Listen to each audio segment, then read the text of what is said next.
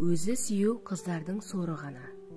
Ауруханада дәрігерге кіру үшін өз кезегімді күтіп отырғанмын.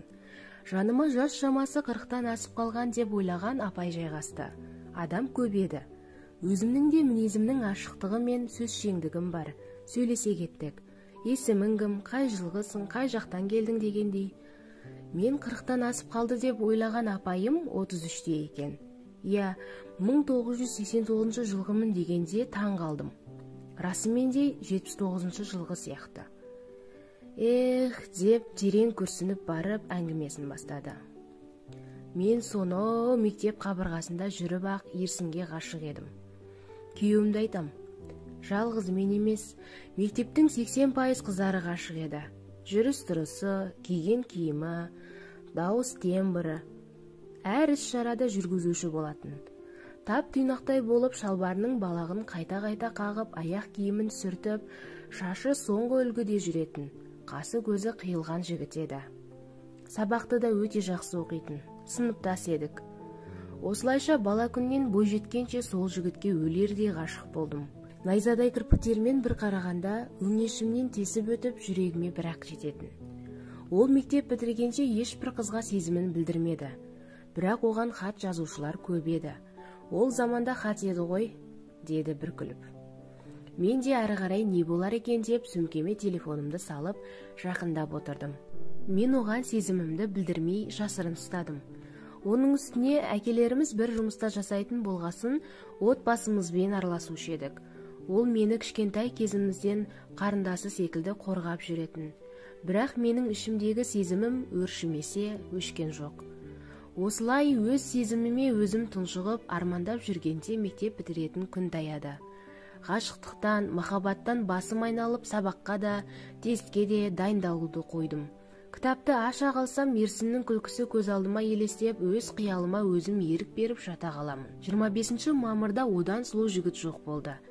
Аппақ костюм шалбары мен қара көйлегі өзіне керемет жарасып тұр. Желді күн еді. Шашы желмен ары-бері қозғалып, мектептің ауласында өткен соңғы қоңырауда тағы жүргізуші болды. Бірер айға жетпей тест тапсырдық. Ешбір дайындықсыз кіргенмен құладым. Жастарша айтқанда, проходной балға да жетпеді. Ал Ерсін ең жоғары бал жинады. Ақша бере салатын ата-анамның да жағдайы нашарлау болатын. Менен үлкен ағамды үйлендіріп, әпкемді ұзатып, біраз несие алған болатын. Менен кіші бауырларым бар. Содан анам үнемі, өзің түспесең біз сені оқытатын шамамыз жоқ қызым. Қалайда түсу керексің, жақсылап дайындал деп, тіпті үй шаруасын да жасатпайтын.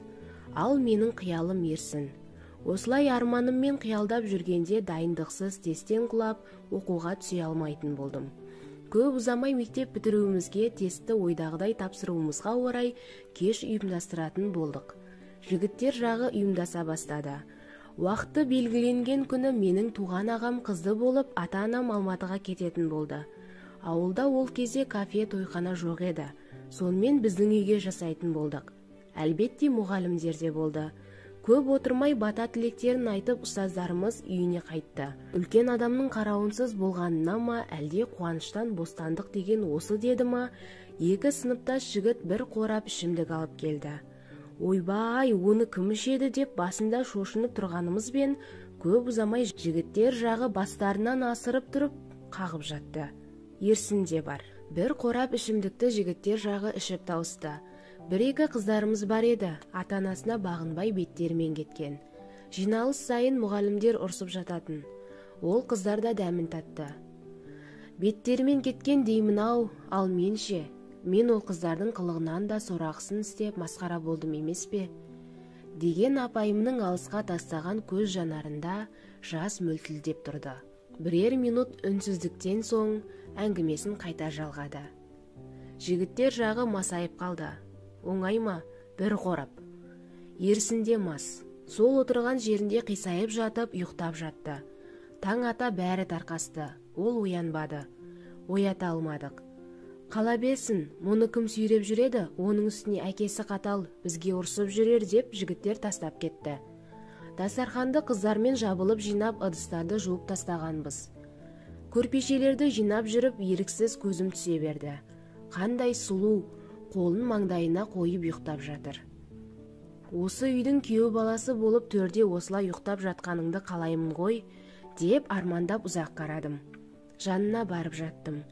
Бір қырына аударылып ұйқысын жалғастырып жатқан ерсінді арқасынан жайлап құшақтадым. Өзіндік бір иісі бар. Жүрегім дүрсілдеп кетті. Иіс суы неткен керемет. Ол да есі кіресілі шығасылы, мастықпен бірде көзін ашып, бірде жұмып, сандырақтап сөйлеп жатты. Жанар, бәрі қайтты ма? Қазір мен де тұрам. Деген сөзді әзер айтып тағы ұйқыға кетті. Ал енді менің санама шайтан кіріп, осы сәтті пайдалану керек деген арам пиғыл пайда болды. Қысқасы өзім бірінші әрекет жасап дегенімді жасаттым. Арада 2-3 сағат өткенде оянған ерсін аласұра бастады. Мен не істедім? Жанар, біз не істедік? Бұл қалай болды? Деп атып тұрып жинала бастады. Ал мен 200-лік маскамды киіп теріс қарап жылай бастадым. Іштей қуанып әрине. Жыламашы, мен қалай болғанын білмеймін. Рас айтам, кешірші. Білесің ғой, мен сені қарындасым сияқты көретінімді. Бұл қалай болды? Деп өз басын өзі тоқпақтап, киімдерінің киетінін киіп, кимейтінін қолына ұстап, асығып үйден шығып кетті. Мен мәзбін. Енді аяғым ауыр деп қалайда күйеуге шығып алуым керек дедім қуана. Байпаң басып үйді жинауға кірістім. Қайта-қайта анамның орамалдарын тағып айнаға қарап өзімше мәзбін. Киіміме ерсіннің иісі сіңіп қалғандай. Оны да иіскеп қойып айнала билеймін. Өз қиялым өзімде. Қуаныштан жарылуға шақ жүрмін. Ерсіннің үй ішінің жағдайы ауылдағылардың алды өте ауқатты еді. Қора толы малы, есік алдында дүкені, соңғы үлгідегі көліктері бар. Үйінің өзі біз үшін хан сарайындай даңғарада еді.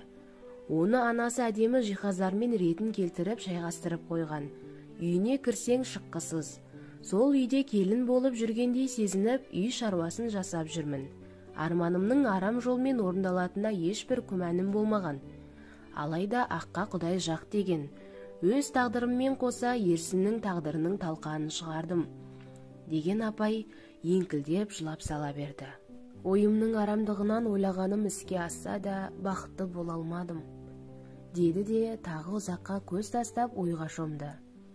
Мәссаған деген эмоциямды жасыра алмай тағы да жылжып қасына жақындай түстім. Арада бір жеті өткен соң ата-анам Алматыдан келді. Қалай барып келдіңіздер деп шай қойып киімдерін жайғастырып жатып сөзге тарттым. Бәрі жақсы қалқам. Бала балдан тәтті, немере жаннан тәтті деген осы болар ма? Тәтті өзі деп анам қуаныштан бал-бұл жайнап отыр. Ара кідік сөзін жалғағандай болып, мам, осы аяғы ауыр болғанын неше уақыттан соң біледі деп қойып қалдым. Оны қайтесің? Өзім баяғыда тірліктің қамымен жүріп білмейде қалатынмын. Балалығымда бар шығар, қазіргілер пысық қой әйтеуір деп менің тосыннан қойған сұрағыма мән бермеді.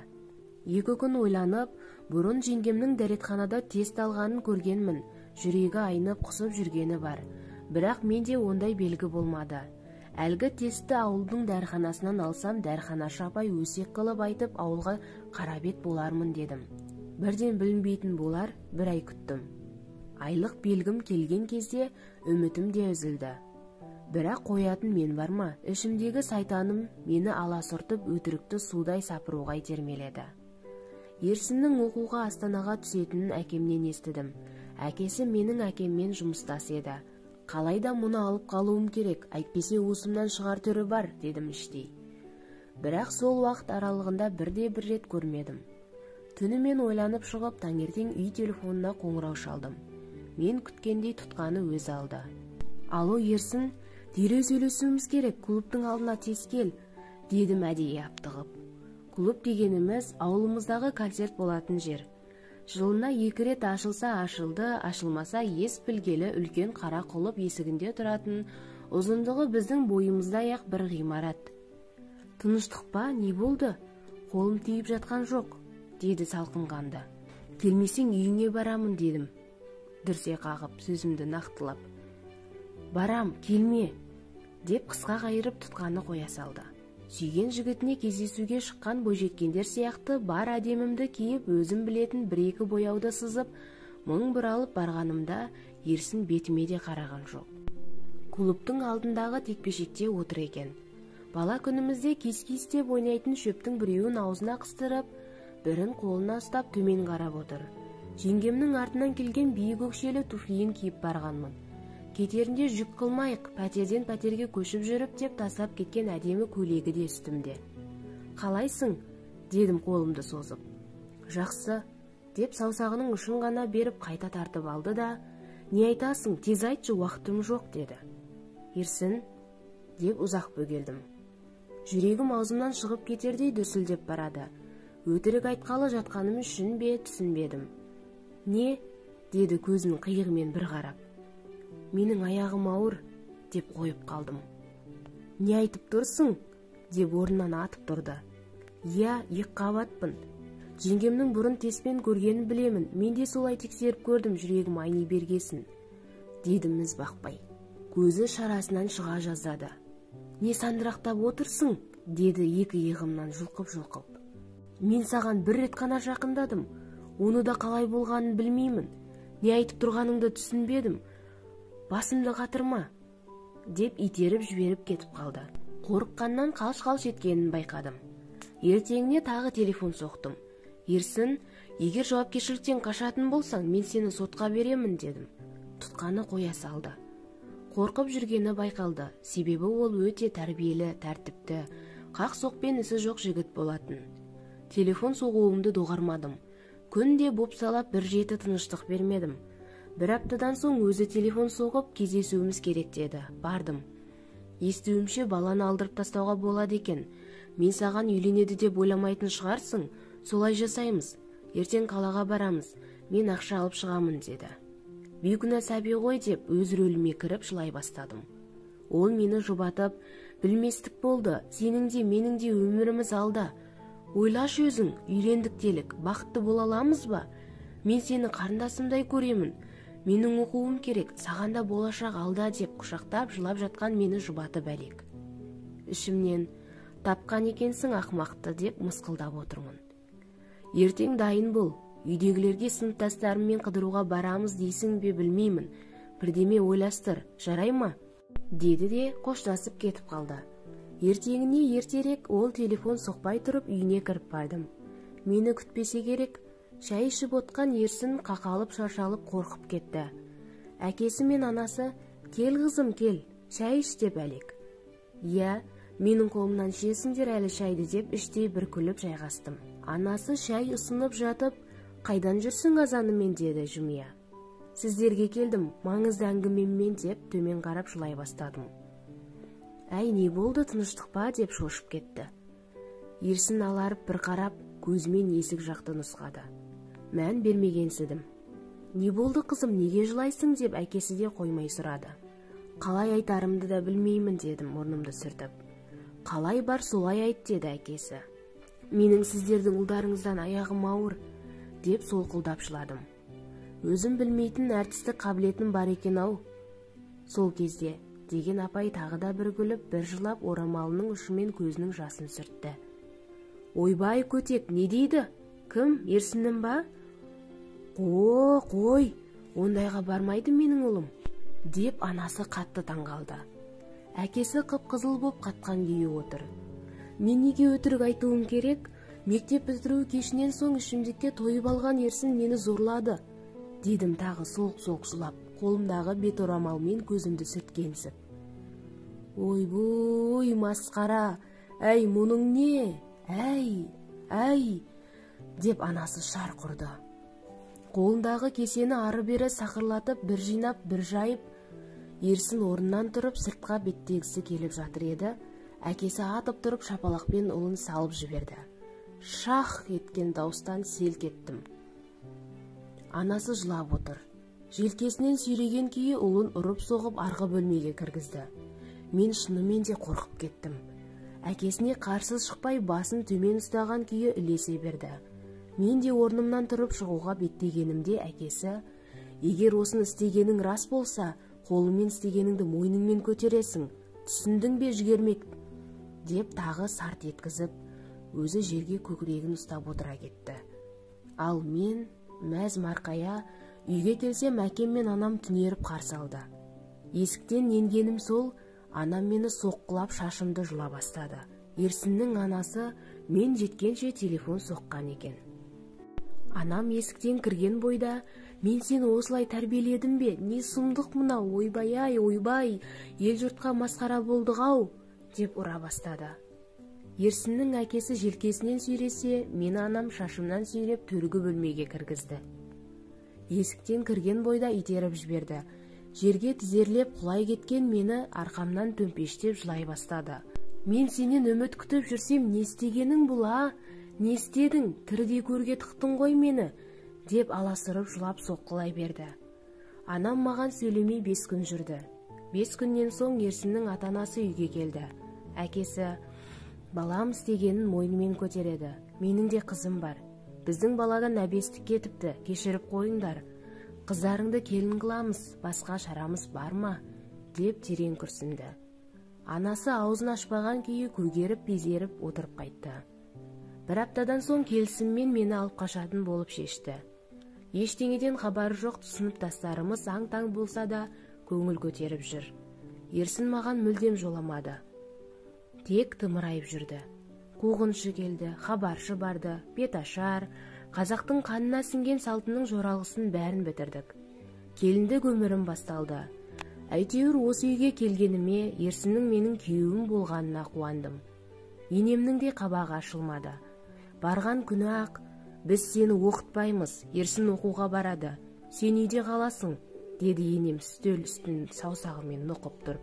Басымды изегеннен басқа ләм-лим демей аузымды ашпадым. Таңертең сағат 4-те тұрып 10 сиырды сауамын, падаға айдаймын, астын тазалаймын, оның сүтін пісіретінін пісіріп, ұйытатынын ұйытып, құрт май шайқап, одан ас ауқат, кір-қоң, үй жинау, 1 минут дамыл тауып отырмай пысылдап, салпылдап жүре бердім. Үй тірлігінің бәрін анам өзі істейтін еді. Ештеңеден хабарым жоқ. Мен талай енемнен ауыр-ауыр сөздер естіп, басымнан нұқуды көріп жүріп үйрене бастадым. Ерсін тіпті менің қасыма жатпайтын. Теледидар көріп жатып ұйықтап қалады. Әдейі жасайтын, менің қасыма келмес үшін. Атам: "Бөлмеңе бар, о несей", деп жекіп қумаса, бөлмеге аяқ баспайтын еді. Бөлмемізге кірсе де өзіне жеке жерге төсек салып ұйықтап қалатын. Бір үйде тұрған заң жүзіндегі ерлі зайыпты болсақ та, тіпті бір-бірімізге сөйлемейтін жат адамдар едік. Көп ұзамай тойымызды жасады. Оны жасауға ешкімнің құлқы болмаса да, атам бастан аяқ өзі жүгіріп жасады. Тойда да қабағы ашылмады күйеуімнің. Енем артымнан келген заттың бірін де жақтыртпай, үйге кіргіздірмей қораға тықты. Ал анам сол ақшаның бәрін ағайын туыстан жинап, одан қаладан үй саламыз деп бір кездері тиындап жиып, малымызды сатып алған жерімізді, онсыз да қарабет болып барды, артынан дүние келмеді демесін. Оның үстіне бақуат отбасы деп, аста төк боп бәрін салып, жерін сатып әкелген еді. Енем ешбірін де менсінбеді. 1 ай уақыт өткенде айлық белгім келді. Аяғым ауыр деп қойғаным бар. Ары қарай не істеймін деп басым қатты. Маған жолайтын Ерсін жоқ. Енді тағы әртістікке салынып, 2 бүктеліп орнымнан тұрмай жылай бастадым. Бәйек болып жүгіріп жүрген атам ғана. Анамды шақыртып ауруханаға алып кетті. Қан тоқтамай жатыр деп жылай бердім. Арамдықтың кей кезде бір сәтке болса да алға басатыны бар ғой. Гинеколог жаңадан бітіріп келген жас қыз екен. Біресе УЗИге түсіріп, біресе ішімді ұстап жүріп, түсік тастап қойған деп айта салды. Атам енемді кінәлап: "Құлша жұмысқа жеттің, осы уақытқа дейін бірін де істемедің ғой сен соның. Жұмысшыларды қуып, бір өзіне жүктеп қойып жаттың, сенің кінәң", деп әбден ұрысты. Менің кезекті жоспарым орындалып, 5 күн ауруханада жатып үйге шықтым. Қайта сол тірлік, баяғы енем мен Ерсін. Үйге келген соң баяғы қым-қуыт тірлігім басталды. Салпылдаған салп етек әйел болдым. Келіннің қолынан шай ішейік, келін құтты болсын деп келген туыстардың алдына салп етек болып, сүметілген халатпен малақ сасып шығатын мені көргенде талайы: "Мынаны Ерсін қалай алды? Әдемі жігіт оқуын бітіріп барып үйленсе де шертіп жүріп таңдар еді. Не бір әдемі қыздарды", деп менің көзімше де талай еріндерін сылп еткізген. Оқу басталып, Ерсін Алматыға кетті. Мен осы үйдің күңі болып қала бердім. Ешқашан менімен сөйлеспейтін. Үй телефонына қоңырау шалғанда мен алуға асығатын едім. Алайда менің даусымды ести сала, «Мамаға бер, не папаны шақыр» дегеннен басқа ештеңе айтпайтын. Мен өзім, «Қалайсың Ерсін, жағдайың жақсы ма?» десем, «Бәрі жақсы, тез шақыршы» деп қысқа қайратын. Сол кеткеннен жаңа жылда бір-ақ келді. Атам, «Келінді бірге жіберейік, жас жұбайларды бөлмей, онсыз да бір-біріне суық, одан бетер суымасын. Бұл қыз бізге берілген аманат» десе де енем айтқаннан қайтпай шу шығарып жібермей қойды. «Әй, білгендеріңді істеңдерші, әбден шаршаттыңдар» деген атам аузындағы түкірігі тістеніп сөйлесе де шашырап, қатты ашуға булыққан еді. Енем тыңдамай қойды. Осылай араға 4 жыл салып Ерсін оқуын бітіріп келді. Мені тек күн қылып ұстады. 4-те тұрып 11-12-де жататынмын. 1 минут тынығып отырғанымды көрсе, енем аузына келгенді айтып айғайлай жөнелетін. Ерсін келсе бәрі жақсы болады, мүмкін өзгерген шығар деп қиялдап жүрдім. Бірақ сол күй екен, жат адамдай. Келсе өзгерер деген арманым бос қиял. Кетейін десем, кеткенде қайда барам? Ата-анам онсыз да менің себебімнен кірерге тесік таппай, менімен салқынғанды болғалы қашан. Ерсін менің көзімше де қыздармен сөйлесіп жататын. Агент деген болушы еді ғой, сонымен танысып та отыратын. Кез келген уақытта шығып кетіп, апталап жоқ болып кетуді әдет қылды. Осылай бірде анау, бірде мынау деп жүріп, атам Ерсінді ауылға жұмысқа тұрғызды. Бір-бірімізге бір үйде жүргесін жайлап үйрене бастағандай едік. Киімнің қайда тұрғанын, тамақтың қашан пісетінін сұрағанының өзі мен үшін үлкен бақыт болды. Деген апайым тағы жылады. Үйге келіп кеткен ағайын туыстың барлығы, «Әй, мына келіндерің қашан туады?» дейтін. Қайдан білсін, келін емес күң екенімді. Ерсін қатты масайып келгенде ғана маған жақындайтын. Ал мен мас болып келсе екен деп тілеп жатушы едім. Осылай 5 жылдан соң үлкен қызымды дүниеге әкелдім. Қу сүйегім қалды десем де болады. Қызым да өте аурушаң болды. Перзентханадан атам шығарып алды. Әкесі барған да жоқ. Күйеуім үшін көк тиындық құным болмады. Қызым үшін деп жүргенде артынан ұлымды тудым. Ерсін үйден кеткісі келіп тұратын. Осылай бірте-бірте ішкілікке жақын болды. Көп ұзамай ішкілікке басыбайлы салынған оны жұмысынан шығарып жіберді. Үйде жатып алып ішуді шығарды. Бұрын әкесіне қарсы шықпайтын ұлы, «Менің болашағымды сіз құрттыңыз, осы қатынды алмаймын дегеніме қарамай алдырдыңыз» деп жиі қарсы шығатын, сыйламайтын болды. Мені де ішіп келіп, «Қайдан қайна пайда болдың осы сен? Менің сүйгенім бар, Алматыда қалды. Қосыла алмадым сенің кесіріңнен» деп шашымнан сүйреп тұрып, аузы мұрнымнан қанымды сорғалатып ұратынды шығарды. Енем араша түсудің орнына, «Сауап, міне сауап саған, бәле салып тиіп бақытты боламын деп ойладың ба?» деп одан бетер отқа май құюшы еді. Атам ғана мен үшін бәйек болып шырылдайтын. Мені орап жатқанда күн-түн демей араша түсіп жүріп, мені құтқарып қалды талай. Міне осылай бірде анау, бірде мынау деп ырың-жырыңмен жүргенде Ерсін ішіп жүріп, біреулермен соқтығысты. Ерегестің аяғы жанжал төбелеспен аяқталып, Ерсін қарсыласына пышақ сұғып алған.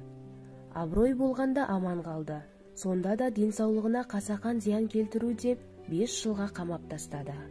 Шығарып аламын, баламды онда қалдырмаймын деп атам бар дүние мүлкін сатып соттың аузына тықты. Бірақ ол ақша да ақтап ала алмады ма, әлде ақша берген адам алаяқ болып шықты ма, ол жағын маған ешкім ашып айтпады. Ерсін сотталып кетті. Бұл күйікке шыдай алмаған атам бір сәтте ұйықтап жатып жүрегі тоқтап қалды. Бар нәрсеге мені кінәлаған енем мені үйден қуып шықты. Барар жер, басар тауым жоқ. Әкем мен анамның үйі мені сидырмайды десем де болады. Анам кіріп шыққан сайын «Өзіңнен көр» деп түртпектей берді. «Өзіңнен көр, қарабет болып барған. Қыз деген ақ босаған адалынан аттасашы, мұншалықты қадірсіз болмас едің. Оқуыңды бітіріп ел қатарлы ұзатылар едің» деп жиі айтатын. «Өткенді өзгертуге қауқарым жетсе өзгертер едім, неге айта бересің?» деп жиі ұрсып жүрдік. Балаларыма ұрысқан сайын жүрегіме батады. Әбден ашушаң болып кеткенмін бе, бар ашуымды балалар мен әке-шешемнен аламын. Анам да тиісуін қоймай, ақыры пәтер жалдап шығып кеттім. 2 баламен қиын деп тағы жылап қалды апай. Не деп жұбатарымды білмей ұзақ қарап отырдым. Қайта әңгімесін жалғады. Көше сыпырушы болып жұмысқа орналастым. Кешке қарай тойханаға ыдыс жууға барамын. Демалыс күнімде үй әктеймін, ас құдалықтарда ыдыс жуамын. Әйтеуір өлместің күні. Балалардың балабақшасының ақшасы бар. Кешке тойханадағы жұмысқа кеткенде тамақтарын тойдырып, сыртынан кілттеп кетемін. Демалыста да солай. Келгенше жанымды шүберекке түйіп зорға жетемін. Ерсін түрмеден шықты. Бұрынғысы бұрынғы ма, адам танымастай өзгеріп кетіпті. Карта ойнайды, нашақор. Анасының зейнетақысын ұрып тартып алады. Үйіндегі жарамды заттардың бәрін сатады деп естіттім. Мұны естіген қайынәпкем, Ерсіннің әпкесі, анасын қолына алып кетіпті. Үйінде сатқызып, анасын бір жола көшіріп әкеткен көрінеді. Естуімше солай. Барар жер, басар тауы болмағасын Ерсін бізге келді. Күнде айғай шу, төбелес, берекеміз қашты. Баяғыда қара су мен қара нанымды тыныштықта жейтін күнді аңсадым. Деген апай солқ-солқ етіп өкіріп жылады. Тағы біраз үнсіздіктен соң қайта жалғады. Әбден шаршағасын наркодиспансерге жатқызуға біреулер арқылы сөйлесіп келістім. Сонда алып кетті. Шыққасын қойса, қоймаса тағы берекемді алары анық, деп мырс күліп терең ойға шомды да қайта сөзін жалғастырып, негізі олардың берекесін алған мен едім-ау әу баста. Міне жазасы, деген әйел беторамалымен мұрнын сүртіп, оны орап көзін сүртті. Қазір менде жатыр онкологиясының алғашқы сатысы, анализ суй депті. Ауырып жаныма батып жүргесін барған едім алғаш рет гинекологқа. Ауылымдағы бар анализімді алып осындай диагноз қойды. Оған ақшам да жоқ, бармаймын емделуге деген едім, медбикелер үйге қайта-қайта келіп жүріп осында қалаға жіберді. Направлениемен. Қазір кіріп көремін не дейтінін бұл жақтың гинекологтары. Деген апайдың әңгімесінің аяқталуын күтіп тұрған ба дерсің, менің кіретін кезегім келіп ішке кіріп кеттім. Шықсам асханаға, не далаға шығып кеткен бе таппадым. Бақытты болсыншы, күйеуі өзгеріп, бәрін қойса екен, деп күбірлеп мен де ауылыма қайттым. Жол бойы бір өтірік қанша адамның тағдырын талқандады-ау, өтіріктің құйрығы бірақ тұтам, деген осы ма, әлде сүймегенге сүйкелме мүмкін. Өзі сүйу қыздың соры ғана ма екен, деген сан сұрағыма жауап таппай ойланып отырғанымда Шаянға да келіп қалыппын. Соңы. Авторы Асылтас Жантуар.